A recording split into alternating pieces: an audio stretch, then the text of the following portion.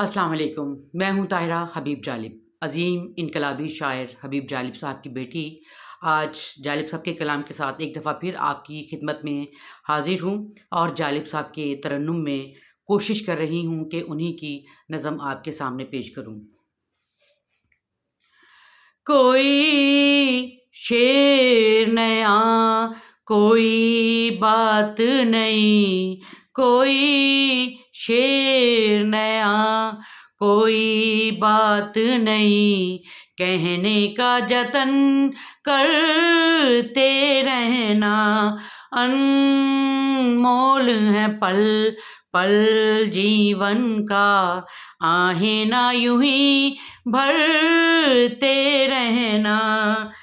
कोई शेर नया, कुछ काम नहीं आती आहें, चलने से सिमटती हैं राहें। तकदीर पे तोहमत क्या यारो, तकदीर पे तोहमत क्या यारो, बैठे बैठे धरते रहना। कोई शेर नया, सर डाल के चलते रहने से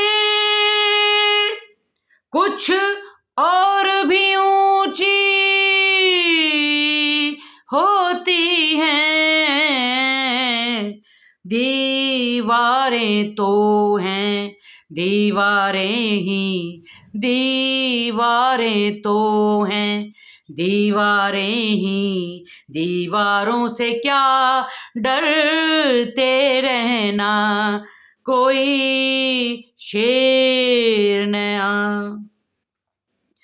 दुनिया को अगर सुलझा लेंगे, हर मंजिल को हम पा लेंगे।